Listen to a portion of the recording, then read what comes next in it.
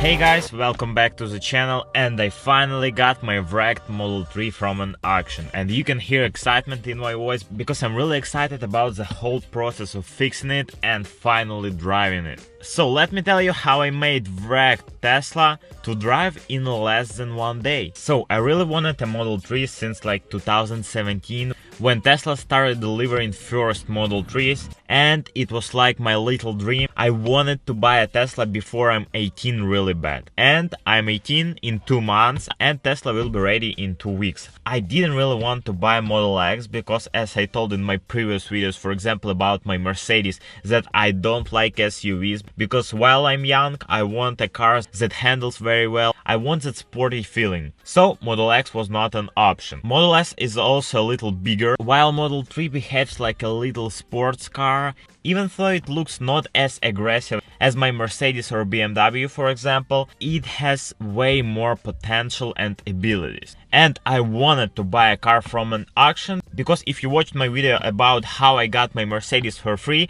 you know that I like to win car from an auction, fix it, drive it for as long as I want to, and then I can even sell it for profit. So basically I get every car for free and I even get paid for driving it, so I make profit. And it would also allow me to make some content for you.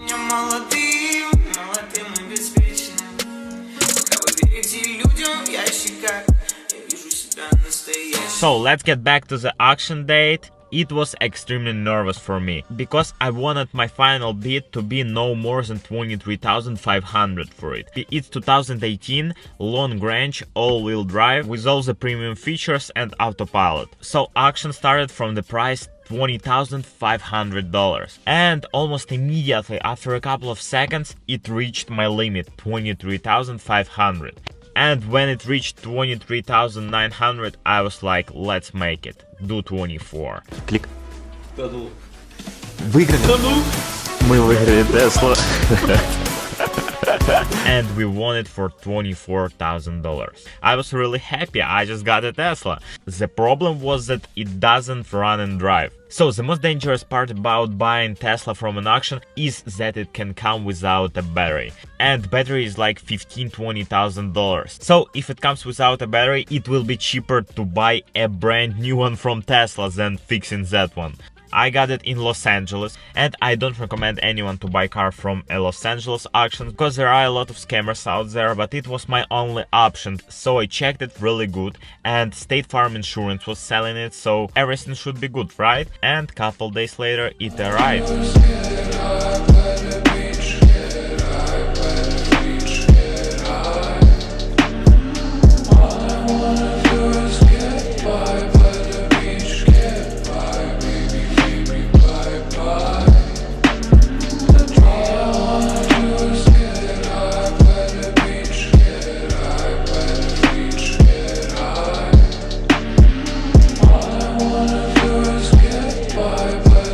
First thing I did, I inspected all the damage, all the extra damage. First of all, I connected the battery charger so it can charge a little bit.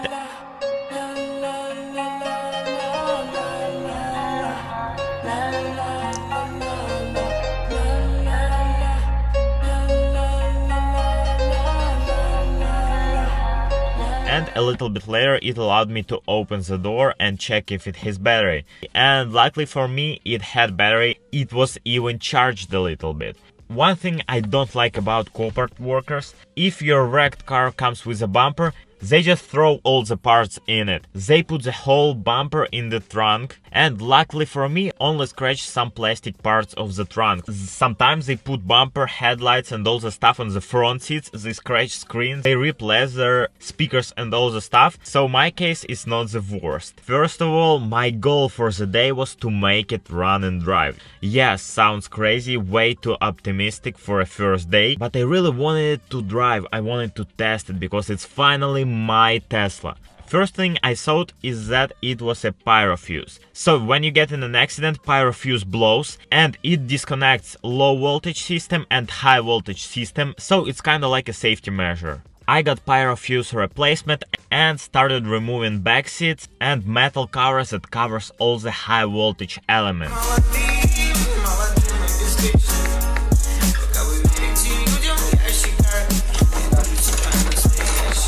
Some people say it's extremely dangerous out there, so I was in rubber gloves and I covered all my tools in rubber.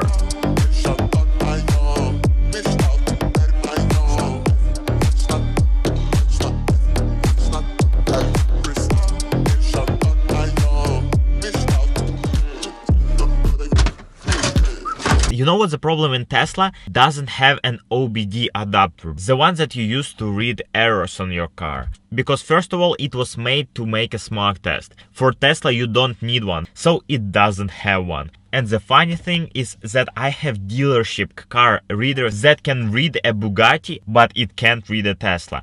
Technically it has one, but you need to buy an adapter to connect your car reader. I didn't have one, so I didn't know what's wrong with it.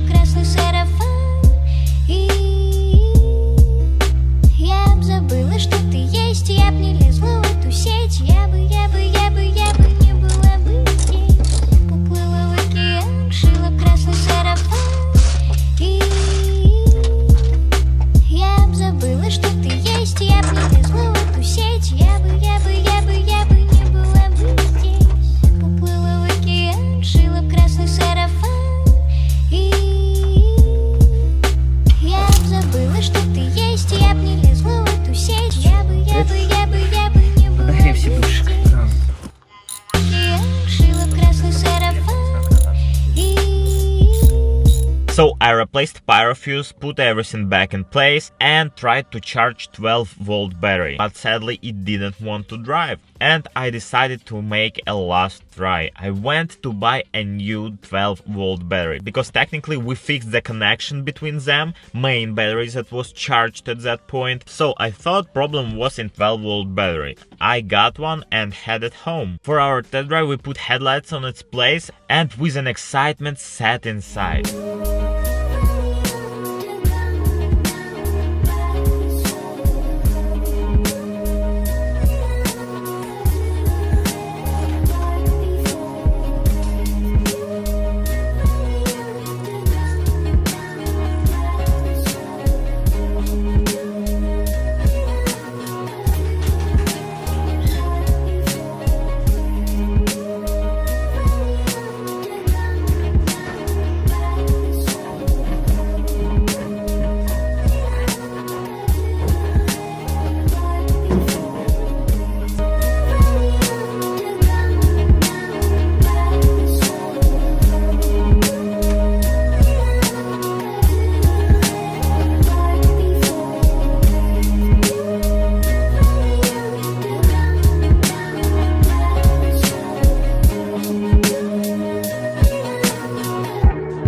Boom, it worked! So now it runs and drives. I really didn't believe I'll make it drive in the first day, but yeah, we made it. I'll still have to fix a lot of stuff, but I'm already happy with the result.